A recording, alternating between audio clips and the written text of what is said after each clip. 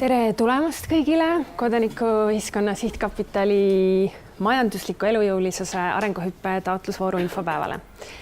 Väga hea, et olete kõik siia kohale jõudnud. Ma vaatasin, et mõni nimi on veel puudu, aga ma arvan, et võime alustada ja hilisemad liitujad saavad siis jooksvalt meiega ühineda. Ma annan kõigepealt kiire ülevaate sellest, mis me täna teeme ja mis meil plaanis on. Et alustame sellest, et teen kiire ülevaate vooru tingimustest. Et see on selline kontsentraat, kõik tingimused on meil ka kodulehel üleval, kes soovib ja ma kindlasti soovitan ka põhjalikumalt lugeda, aga täna toon sellised olulisemad aspektid välja. Siis peale seda on meil siin Gerda Sillaste, kes on MTÜ-st Hea Algus ja nemad on siis eelmise aasta majandusliku elujõulisuse taotlusvoorust toetust saanud ja jagavad natukene ka oma kogemust. Peale seda räägib meile Kadri Pau, kes on siis maakondliku arenduskeskuse MTÜ konsultant ja räägib nende teenustest. Peale mida on väike paus ja siis kella 2:30 umbes võib-olla natukene varem alustame siis koolituse osaga. Et koolitaja siis liitub meiega veel siin jooksvalt ja õhtul see 6:30 on pandud väikese varuga, et oleneb, kuidas see koolituse osa läheb ja kui palju küsimusi teil tekib.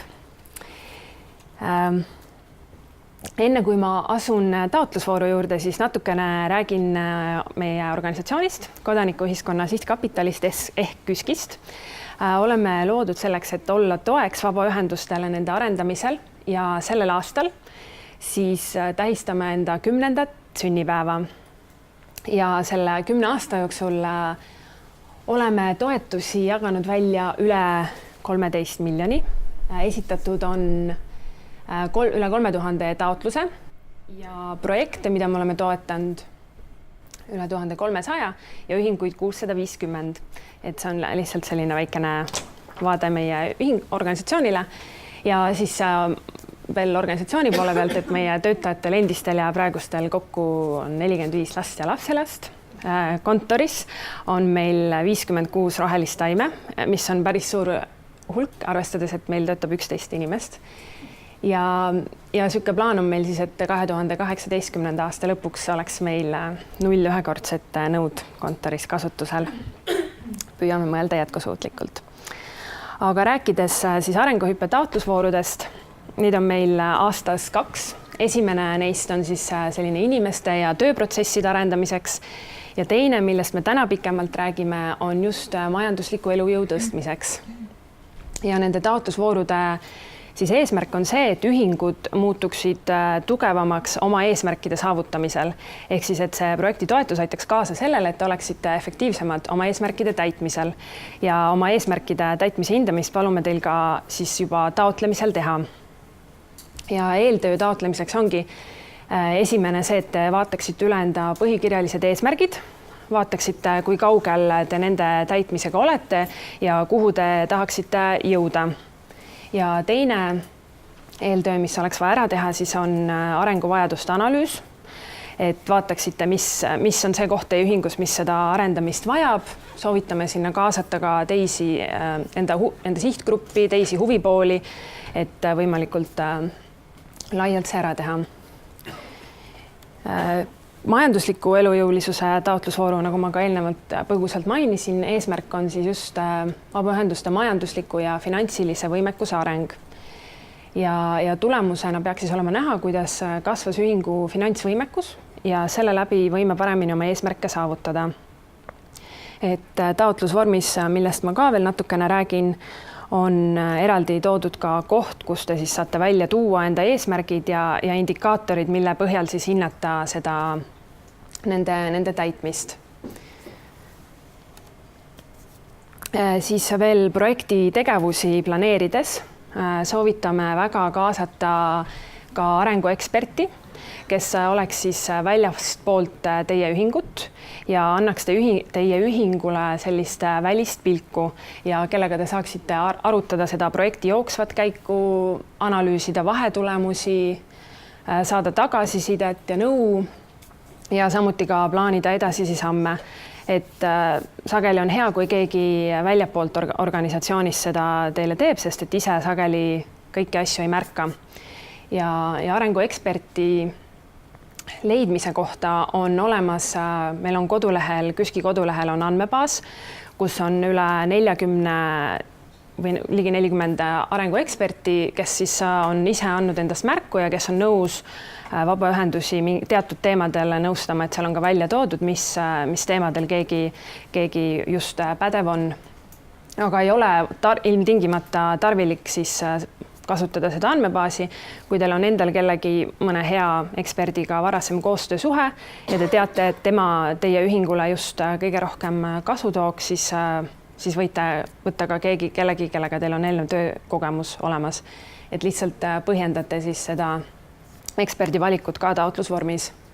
Ja siis tegevuskavas ja eelarves ka siis arvestage sellega, kui te teda kaasata soovite. Rääkides taotlusvormidest, ma vaatan, kuidas täna meil aega on, kas ma hakkan veel neid näitama või ei hakka. Kõik on kodulehel ka leitavad. Kollase värviga taotlusvormis on siis märgitud need lahtrid, kus te peaksite kajastama projekti eeltööd, et millel saate mõelda ja mida ette valmistada oma meeskonnaga igal ajal. Ja sinise värviga on siis ka välja toodud konkreetselt seda arenguhüppe projekti ja selle elluviimist, jätkusuutlikkust ja juhtimist puudutavad osad. Et kõik abistavad küsimused on ka seal lahtrites olemas ja kodulehel on olemas ka juhis projekti ettevalmistamiseks, et sealt saate ka kindlasti veel kasulikku nõu. Ja eelarvevorm on Excel tabelis, on ka väga lihtne. Vasakul pool on vaja kajastada numbrid ja paremal pool siis on vaja lihtsalt täita eelarve seletuskiri koos kalkulatsioonidega. Ehk siis tuua välja, kuidas te need summad olete saanud, et midagi keerulist ei ole. Kui mingid küsimusi on, siis võib ka märku anda. Rääkides siis taotluse esitamise tähtaegadest, et ootame teilt täidetult siis taotlusvormi ja eelarvet. Rohkem mingeid dokumente sinna ei ole vaja lisada, ühtegi hinnapakkumist või arengukava või mis iganes dokumente võib-olla mõtlete, et oleks hea lugeda, et ainult taotlusvorm ja eelarve.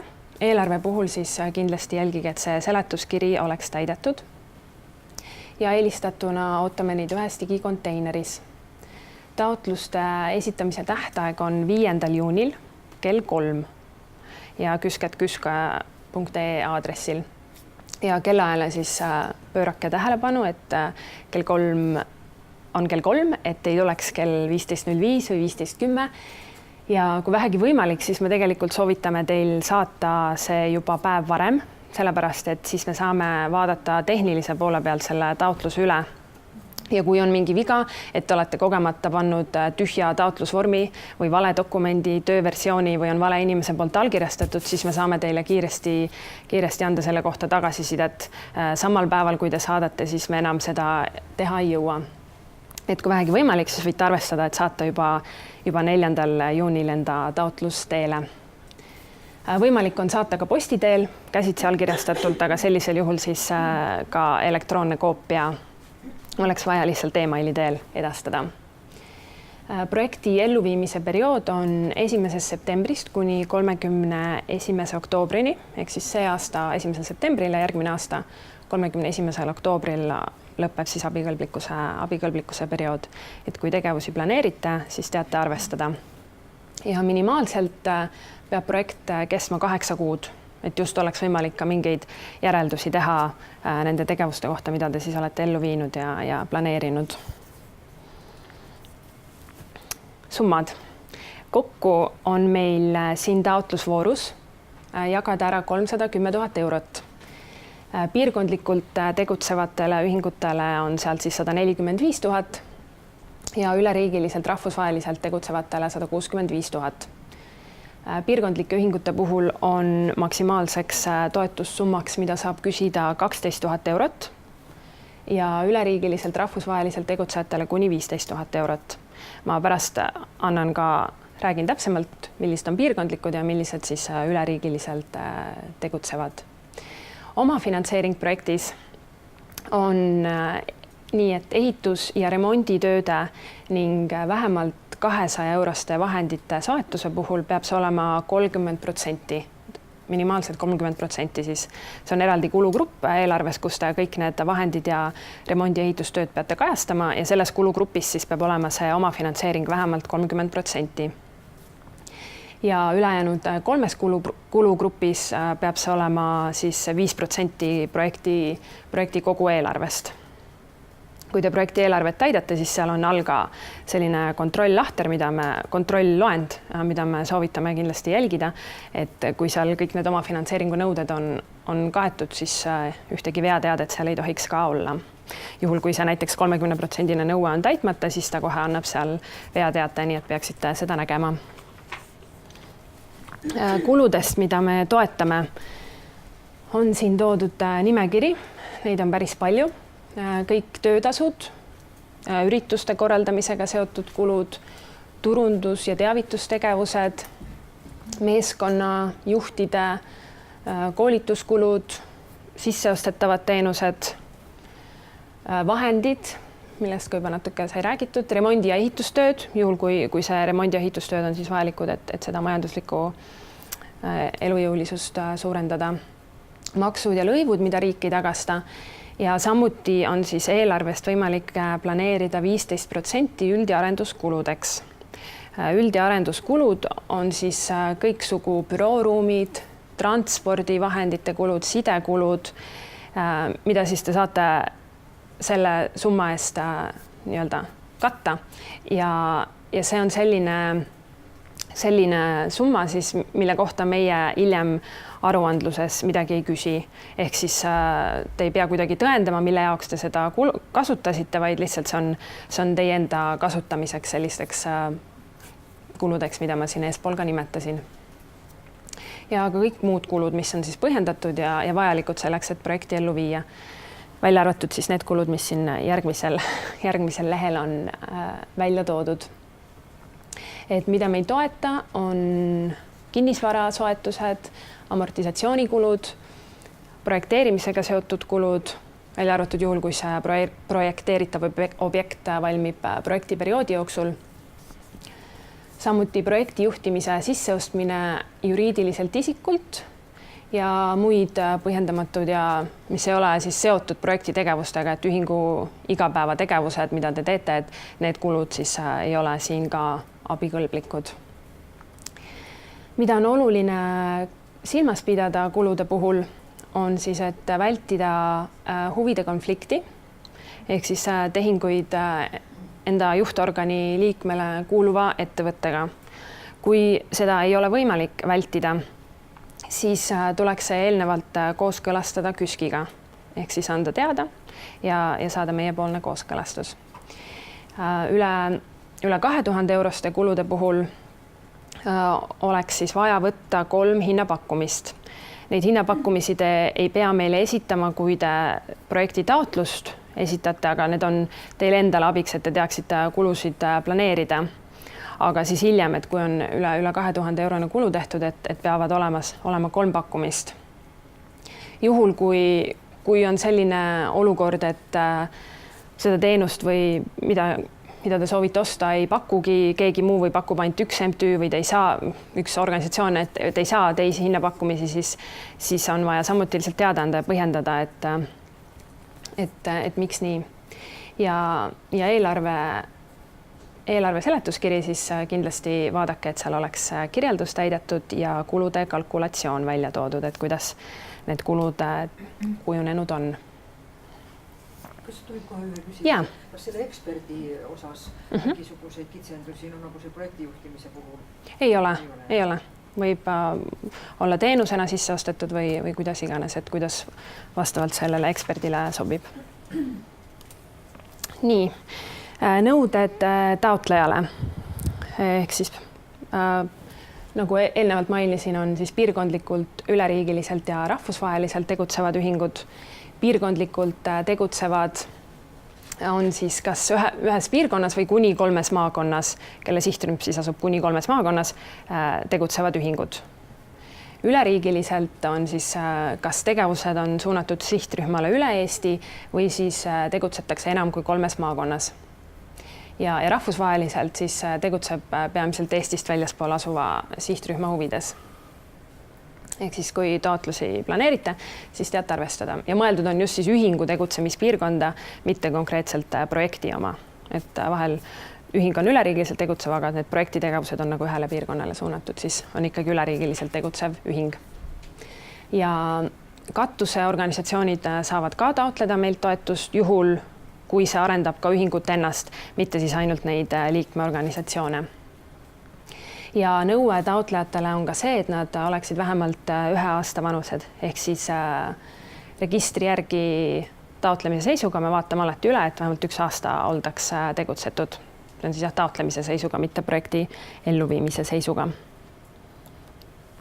Samuti on oluline, et taotleja tegutseks avalikes huvides, ehk siis eesmärgid ja tegevused oleks suunatud ka väljapoole oma liikmeskonda ja et oleks olemas ka kas oma veebileht või Facebooki leht või siis info ühingu kohta peaks siis olema üleval kas siis katusorganisatsiooni või partnerühingu lehel või siis kohaliku omavalitsuse lehel. Ja oluline on, et oleks olemas seal põhikiri, majandusaasta aruanded ja juhtorganite koosseis ja samuti ka kinnitus siis eetiliste põhimõtete järgimise kohta. Et need 4 asja me alati kindlasti vaatame üle, et kodulehel kõik üleval oleks. Majandusaasta aruannete kohta siis peaksid olema viimase 2 aasta majandusaasta aruanded ehk siis 2016 ja 2015, mis seadusjärgselt peavad ka olema esitatud.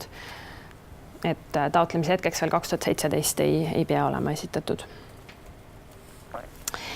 Keda me ei toeta, on neid, kes on saanud toetust eelmise aasta majandusliku elujõulisuse voorust ja erakondi, äriühinguid, nende liite, kutse- ja erialaliite ja ühistuid ja teisi toetusi vahendavaid ühinguid. Ja samuti siis ka avaliku ja ärisektori asutuste ja nende liitude, kutse- ja erialaliitude valitseva mõju all olevad ühinguid. MTÜ-de puhul see siis tähendab üle poole liikmeskonnast ei tohi siis olla kas ettevõtted või kohalikud omavalitsused ja sihtasutuste puhul vaatame siis asutajaliikmeid. Kui olete taotlused meile ära esitanud, siis juunikuus on tähtaeg ja peale seda siis teeme büroo poolt sellise tehnilise kontrolli ehk siis kontrollime kas need tehnilised nõuded, mida ma siin ka mainisin, kas need on kõik täidetud. Peale seda läheb siis suurem osa projekte sisulisse hindamisse. Piirkondlikke ning üleriigilisi projekte hinnatakse eraldi. Igal projektil on 3 hindajat. Kuskil juuli keskpaigas või lõpupoole toimub meil siis hindamiskoosolek koos hindajate ja KÜSK-i juhatusega. Kui on vajadus, teeme veel järelpärimisi ja ettepanekuid taotlejatele ja sellele järgneb siis juba juhatusotsus ja toetuslepingute allkirjastamine, mis siis toimub augusti keskpaigas umbes. Toetuse väljamaksmine reeglina siis maksame kõigepealt peale lepingu sõlmimist 50%, seejärel 40% ja siis peale lõpparuande kinnitamist siis 10% toetusest. 2 aastat peale projekti lõppu ootame teilt ka järelaruannet, et siis kuidas on nende tegevuste elluviimine läinud, kuidas on ühingu majanduslik elujõulisus paranenud, et võib-olla 2 aastat hiljem ongi selline aeg, kus saab mingeid põhjalikumaid järeldusi teha. Ja samuti sooviksime siis KÜSK-i mõju rohkem analüüsida ja vaadata, mis mõju on nendel toetustel olnud, ja võib-olla, et soovime teiega teha mõnda kohtumist või intervjuud siis enne selle 2 aasta möödumist. Et siis te lihtsalt teaksite valmis olla, et see on võib-olla meil plaanis. kas on olnud mingeid küsimusi siin vahepeal mingi info osas või kõik on selge olnud? Siis abi ja soovitused KÜSK-i kodulehelt on leitavad vooru tingimused, vormid, juhis projekti ettevalmistamiseks. Seal juhises on siis ka välja toodud erinevaid abimaterjale, mida kasutada näiteks nende arenguvajaduste analüüsil, indikaatoritega, kui te panete paika indikaatorid, mille põhjal siis hinnata enda eesmärkide täitmist. Siis on maakondlike arenduskeskuste MTÜ konsultandid, kes saavad nõustada ja kelle teenustest pikemalt siin juba räägib Kadri, nii et ma ei hakka pikemalt peatuma. Ja siin on ka link siis organisatsiooni arendamise käsiraamatule, mis võib olla heaks abiks. Ja kindlasti soovitame vaadata tingimustes ka hindamiskriteeriume, et seal on välja toodud, mida me nende projektide puhul hindame ja mida vaatame.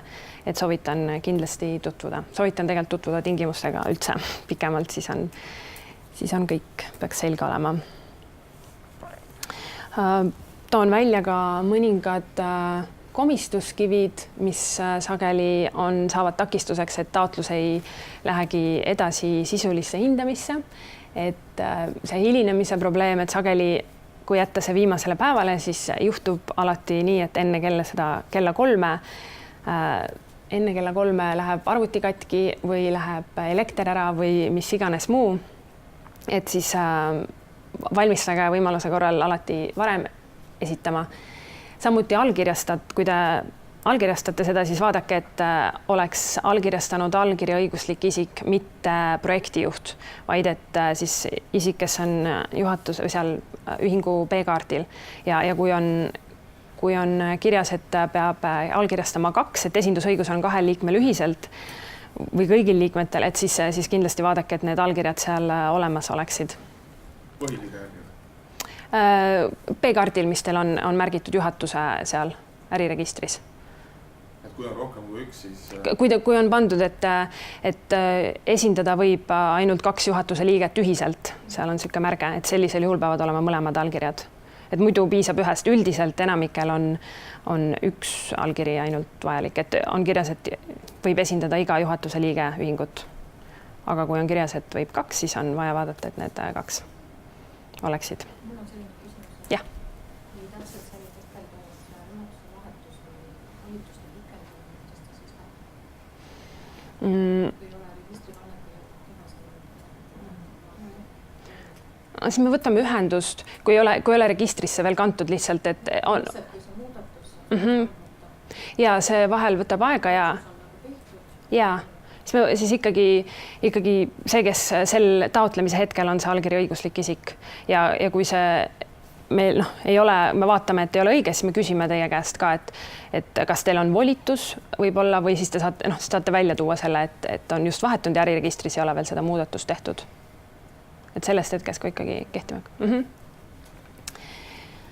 Samuti siis võib-olla, et on kogemata saadetud tööversioon või tühi dokument, mida ma siin ka välja tõin. Kodulehelt on puudu need aruanded, põhikiri või siis taotleja ise on avaliku sektori mõju all või erialaliit. Ja sisulise poole pealt ka mõningad asjad, et eesmärk on sõnastatud tegevusena. Tegevused ja eesmärk ja ei ole omavahel, eelarve ei ole omavahel loogilises seoses. Et jätkusuutlikkuse küsimus, et seda on ka taotlusvormis siis vaja välja tuua, et nähakse võimalikuna vaid projektide toel või siis on eelarves igapäevategevused või on kalkulatsioonid puudu. Saate nende komistuskividega veel pikemalt tutvuda ja siis enne kui esitate üle vaadata, et kas on kõik riskid läbi mõeldud, projektiperiood piisavalt pikk, planeeritud ja kuidas see taotlus ise, kas see tekst on arusaadav, et väga hea mõte on alati see taotlus anda ka kellelegi lugeda eelnevalt, et kui sa ise ühte dokumenti väga mitu korda loed, siis see juba jääb pähe ja sa enam ei märka seal mingeid vigu või asju, mis kõrvalt lugejale võivad olla täiesti arusaamatud tegelikult, et selles mõttes on alati hea anda see veel kellelegi lugeda.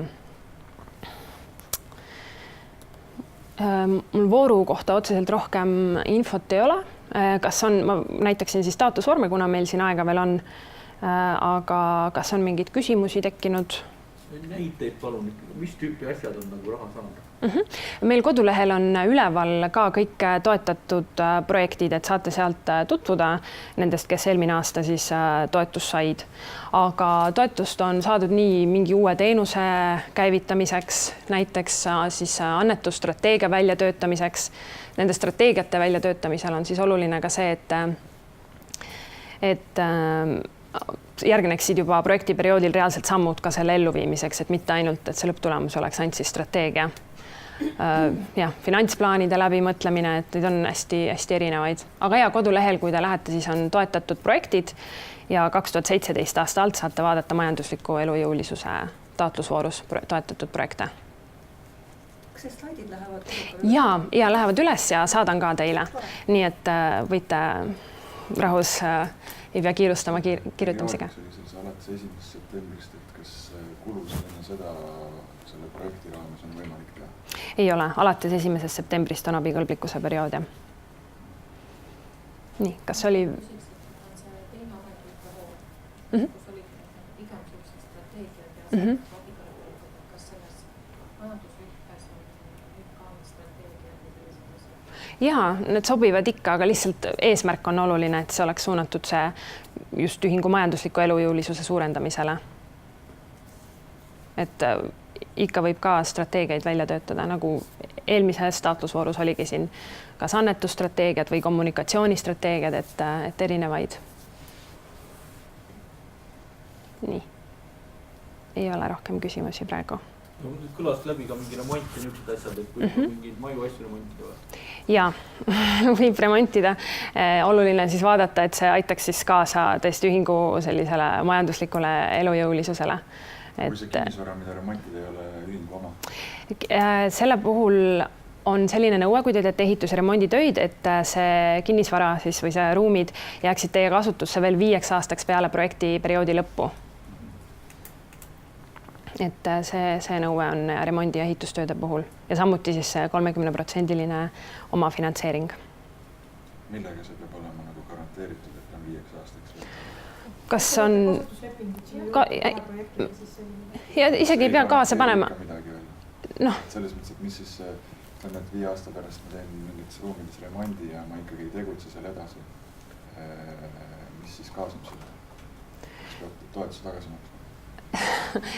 Eks siis on vaja ühendust võtta lihtsalt ja rääkida meiega, et üldiselt ikkagi on mingid lepingud sõlmitud kasutusõigusega 5 aastaks, kas siis kohaliku omavalitsusega või igast asju võib loomulikult juhtuda, me ei tea, aga siis on lihtsalt vaja ühendust võtta ja rääkida, et mis see olukord on. Aga kui remonditav objekt kuulub nagu seotud osapoolele, ütleme, et kuulub nagu MTÜ liikmele või juhatuse liikmele või? Ja see on nagu rendilepinguga, see on antud MTÜ kasutus. Siis ma selle kohta praegu jään vastuse võlgu, aga uurin välja, kuidas siis sellisel puhul. Seal oli see punkt enne olemas, et kui on nagu... Tehingud ja, see oli sees. Tuleb ka teada anda, see oli eelnevalt nagu kooskõlastada meiega, aga ma täpselt ei oskagi, pole sellist juhust vist olnud ennem.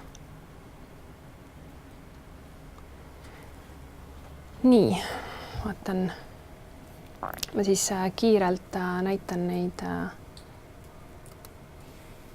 taotlusvorme, siin eelnevalt just. Midagi väga keerulist ei ole, kõik peaks olema üsna selge ja arusaadav.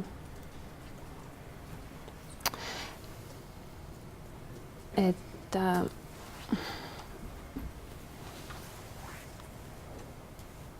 siin siis alguses selle esimese osa soovitame üldse täita kõige lõpus, kui projekt on juba valmis kirjutatud, et siis saate siia tuua sellise lühikokkuvõtte.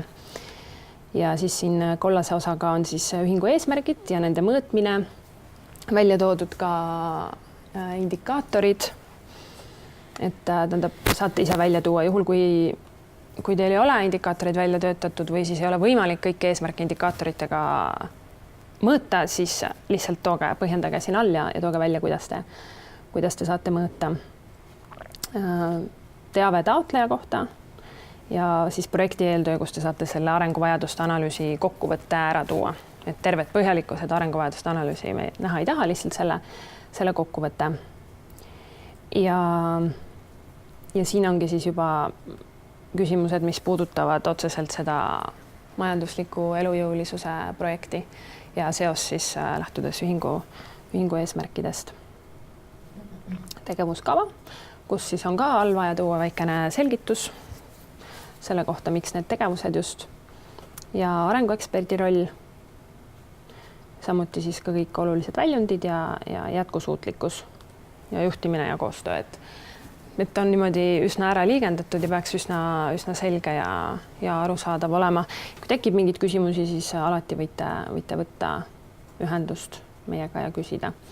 Ja lisateave ka, et kõik, mida te tunnete, et ei saanud veel öelda eelnevates vastustes, siis saate siin välja tuua.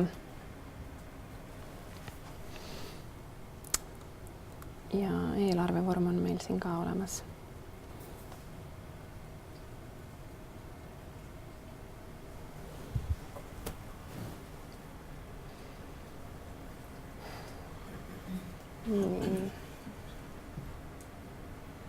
Midagi keerulist seal ei ole, aga mõtlesin, et korra näitan teile. Hea küll, tundub, et ei taha siin vedu võtta. Saate siis kodulehelt vaadata või siis, kui ma saadan slaidid, siis need on sinna ka ilusti ära lingitud. Et meil tuleb nüüd või? Mis on selle majandusliku arenguõppe selle arenguõppe erinevus, kas ainult see, et arenguõppel ei olnud investeeringu lubatud? No eesmärk ka ikkagi, et kui sellel arenguõppe taotlusvoorul just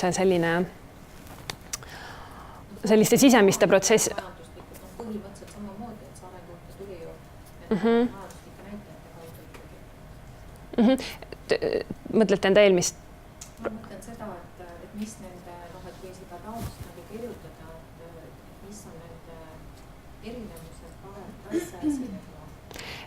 No kui lähtuda küsimustest, mis kirjas on, siis ma arvan, et ei saagi siin valet asja tuua esile, lihtsalt see lõppeesmärk peab olema see, et ühing muutuks finantsiliselt jätkusuutlikumaks.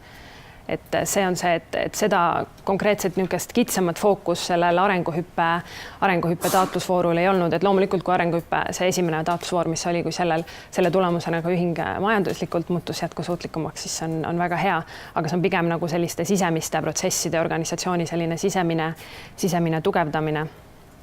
Et me ei oota nagu sellist majanduslikku hüpet või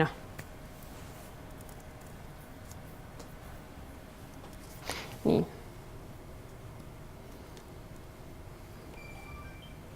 Ei taha see Excel lahti tulla. Vaata. Nii. Ma olen ise täna päeva lõpuni ka siin, nii et siis saate küsida veel jooksvalt küsimusi, kui midagi jäi ebaselgeks.